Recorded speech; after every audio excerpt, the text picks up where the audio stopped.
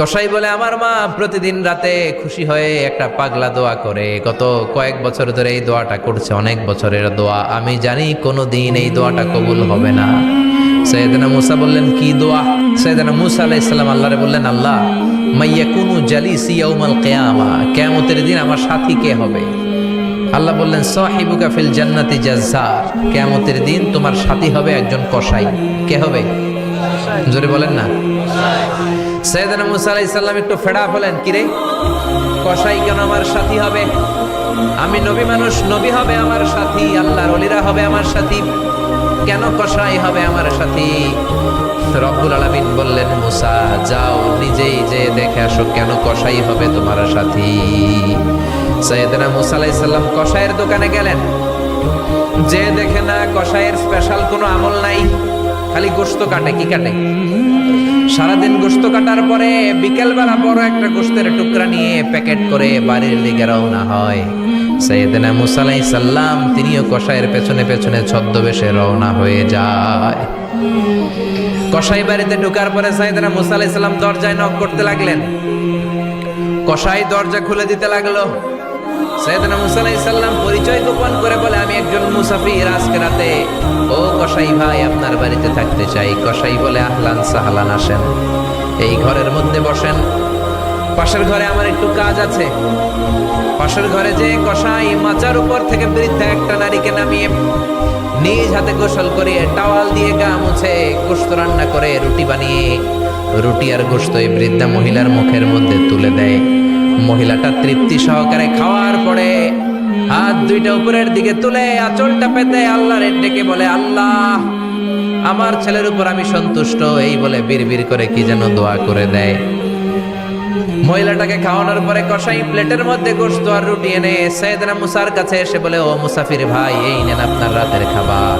রাতের খাবার খেয়ে আপনি ঘুমিয়ে যান, সকালে আপনি যাবেন আপনার পথে, আমি যাব আমার দোকানে। সাইয়েদনা মুসা বলে, ও কসাই আগে বলো এই বৃদ্ধা মহিলাটাকে। কসাই বলে, এই বৃদ্ধা মহিলাটা ছাড়া দুনিয়ায় আমার কেউ নাই, আমি ছাড়া ওই বৃদ্ধা মহিলার কেউ নাই। এই মহিলাটা হলো আমার জনম দুঃখিনী মা, মা ছাড়া আমার কেউ নাই, আমি ছাড়াও মায়ের কেউ নাই। প্রতিদিন আমি আমার মারে গোসল করাই, নিজ হাতে রান্না করে খাওয়াই। সাইয়েদনা মুসা বলে, তোমার মা হাত তুলে কি দোয়া করলো এটা বলো। কসাই বলে, আমার মা প্রতিদিন রাতে খুশি হয়ে একটা পাগলা দোয়া করে, গত কয়েক বছর ধরে এই দোয়াটা করছে, অনেক বছরের দোয়া। আমি জানি কোনো দিন এই দোয়াটা কবুল হবে না। সাইয়েদনা মুসা বললেন কি দোয়া? কসাই বলে, আমার মা খুশি হওয়ার পরে চোখের পানি ছেড়ে দিয়ে হাত তুলে বলে, আল্লাহ আমি আমার ছেলের উপর অনেক সন্তুষ্ট। শুনেছি এই জামানার বনি ইসরায়েলের সবচেয়ে বড় পয়গম্বর, তার নাম নাকি মুসা কালিমুল্লাহ। আমি তোমার কাছে দোয়া করে গেলাম, আমার ছেলের তুমি ওই মুসা নবীর সাথে জান্নাতে ঢুকাইয়া দিবা। মুসা আলাইহিস সালাম বলে, কানেকশন তো এই জায়গায়, আসল কানেকশন তো এখানে, এটা তো মায়ের দোয়ার বরকত। আল্লাহু আকবার। এজন্য মায়ের দোয়ার বরকতে কসাইকেও নবীর সাথী বানিয়ে দিয়েছে কে? বিশ্বনবী বাবা মার আদর পায় নাই, জন্মের আগেই বিশ্বনবীর বাবা নাই, 6 বছর বয়সে মা নাই, দাদার কাছে মানুষ হয়েছেন, চাচার কাছে মানুষ হয়েছেন। বিশ্বনবী হুদাইবিয়ার উমরা যেদিন করতে যাবেন, 1400 সাহাবীকে নিয়ে বিশ্বনবী উমরা করার জন্য রওনা হলেন। পথিমধ্যে আবওয়া নামক জায়গার মধ্যে বিশ্বনবীর মায়ের কবর। বিশ্বনবীর মায়ের নাম কি? তোরা দেখে যা আমিনা মায়ের কোলে, মধু পূর্ণিমারি সেথা চাঁদ দোলে, যেন উষার কোলে রাঙার দোলে, কুল মখলুকে আজি ধ্বনি ওঠে কে লই, কালেমা শাহাদাতের বাণী ঠোঁটে কে লই, পরে দুরুদ ফেরেশতা বেহেশতের দুয়ারে খোলে, তোরা দেখে যা আমিনা মায়ের কোলে। ঠিকই না? মায়ের কবর পড়লো সামনে, জায়গার নাম আবওয়া, ছোট্ট একটা টিলা। 1400 সাহাবীদের দিকে তাকিয়ে বিশ্বনবী বললেন, ও সাহাবারা, এটা আমার মায়ের কবর। আমি আল্লাহর কাছ থেকে অনুমতি পেয়েছি মায়ের কবর জিয়ারত করার, তোমরা যারা জিয়ারত করতে চাও আসো। 1400 সাহাবী বলে, আমরাও আপনার মায়ের কবর জিয়ারত করব। বিশ্বনবী 1400 সাহাবীরে বললেন, জিয়ারত করার সময় কেউ কিন্তু কান্নাকাটি করতে পারবা না। 1400 সাহাবীকে কান্নাকাটি করতে নিষেধ করে বিশ্বনবী যখন নিজের মায়ের কবরের সামনে দাঁড়ালেন, বিশ্বনবী ছোট্ট বাচ্চার মতো হাউমাউ করে কান্না শুরু করে দিলেন। বিশ্বনবীর কান্না দেখে 1400 সাহাবাও কান্না শুরু করে দিল। বিশ্বনবী 1400 সাহাবীদের দিকে তাকিয়ে ধমক দিয়ে বলে, তোমরা কাঁদো কেন? সাহাবারা বলে, নবী আপনাকে আমরা অনেক ভালোবাসি, আপনারে কাঁদতে দেখলে আমাদেরও কান্না আসে, আপনার চোখ দিয়ে দার দার করে পানি নামতে দেখলে আমরা আমাদের দুটি চোখ আর শুকনা রাখতে পারি না। বিশ্বনবী বললেন, আদ্রাকাতনি রাহমাতুহা ফাবাকাইতু, আমার ছোটবেলার স্মৃতি মনে পড়েছে, আমার মা যে আমারে আদর করেছে ওই স্মৃতিগুলো আমার মনে পড়েছে। আমার মা আমেনা আমারে জাইতুনের তেল মালিশ করে দিত গায়ে, আমার মা আমেনা আমারে জামা পরিয়ে দিত, কোলে নিত, আদর করতো, চুমু খেত, ওই স্মৃতিগুলো আমার মনে পড়েছে, তাই আমি কাঁদি, তোমরা কাঁদো কেন? বিশ্বনবী মায়ের আদর পায় নাই, কিন্তু মায়ের কবরের সামনে দাঁড়িয়ে ছোট্ট বাচ্চার মতো কেঁদেছে। এজন্য মায়ের দোয়ার দরকার আছে না নাই?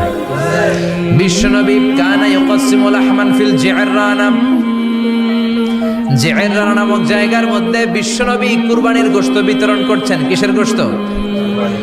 বাংলাদেশে কুরবানির গোশত বিতরণ হয় কি হয় না? জোরে বলেন।